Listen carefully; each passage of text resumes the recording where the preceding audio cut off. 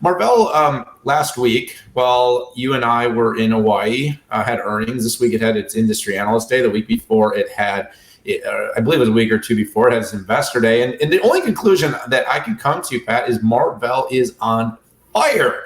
I wrote a piece for Market Watch that basically somehow titled it, Marvell can no longer be kind of in this, what I call also ran semiconductor space.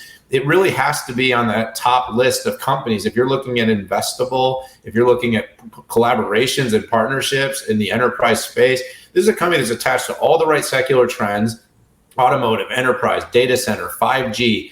This is a company that's growing at pace. This is a company that's returning over 80% year to date to its investors. And by the way, quick victory lap. Early in the year, I did 4 semiconductor companies, must-watch semiconductor companies for the year that weren't named Intel, Qualcomm, AMD, and NVIDIA.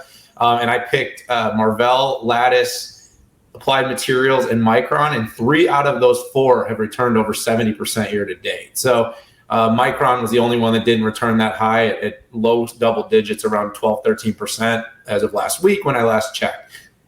Anyhow, Matt Murphy came on board, took on this company at a crazy inflection point, and essentially has brought it from a consumer-focused to a enterprise-focused company, making really wise acquisitions. Inphi, a $10 billion deal, which, by the way, you and I broke earlier in the year. The Innovium deal, so that Inphi with optical, and this is all about networking. Innovium with hyperscale connectivity, and let's just talk about the business units of this company.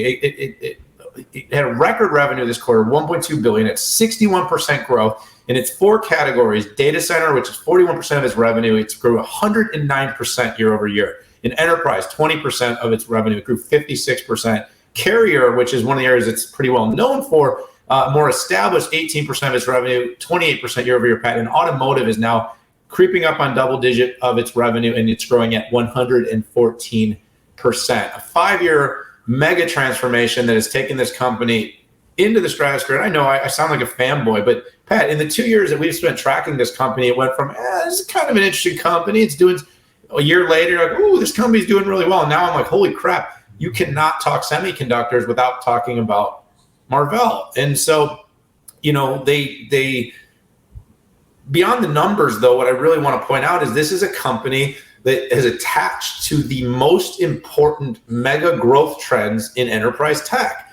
They have a ton of really important collaborations. They're in many designs within data centers and in cloud and automotive, right side by side with these other names that you always hear about. And they're part of the connectivity in the automotive space, the Ethernet. It's all about how do you get data from point to point. And Marvell is behind a whole lot of that, with a whole lot more growth in its future and a lot to feel really good about. So I won't hog this one. I won't take too much time, Pat, but what a quarter, what a run up. Marvell, man, put it on the list.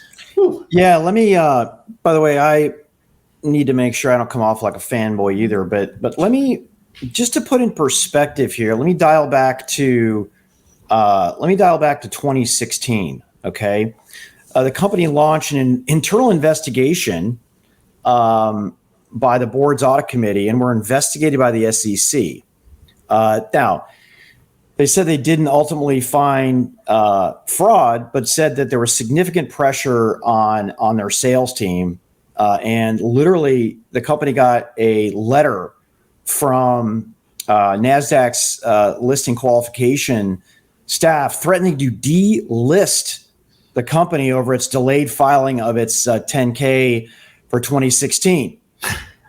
Starboard came in, active investor, started making a lot of waves.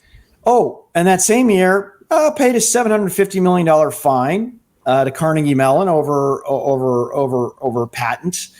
And net, the CEO Sutarja and his wife Wailai Dai, who are still big investors in tech today, stepped down in April. Okay, so there are some companies who have this incredible run up, and there are certain reasons, but starting in such a pit and moving up. And you can imagine how challenging that is for employees. So divesting yourself of pretty much all consumer, acquiring multiple companies in the data center, essentially inventing the category of offload networking, because it was either Annapurna or it's Marvell, right? For the record, Marvell had it first as a device. Annapurna shrank it down into a chip. But essentially, Marvell has put itself in as the arms dealer to the hyperscaler data center market in multiple areas. They're the same for the carriers as well. They got out of some businesses that didn't make sense, that I know some people were shocked at. They got out of general compute and really got into what I'll call custom compute, getting out of custom engineered CPUs, but has a custom engineered ASIC solution. So where do I go for here? Stock up 521% in the past 5 years. Matt Marshall, Chris Koopmans and company just absolutely crushing it at Marvell. Yeah, I think you hit it on the head, and the leadership team has been great. They've been generous with their time to spend talking to us, and the results have spoken for themselves. And by the way, I don't think we sound like as bad of fanboys as Jim Cramer does. So I think if he can pull it off, we can pull it off. But no, I mean, look, sometimes you just have to give credit, Pat. I mean, I know we tend to be more bullish. We're, I guess, naturally more optimistic guys. We do challenge things when we genuinely think they need to be challenged, and we do try to ask the right questions. That's what being an analyst is all about. But at the same time, when someone pulls it off and does well, it's also okay to applaud. We live in a world where everybody wants to tear people down. I think that sometimes building up and giving credit is a great thing.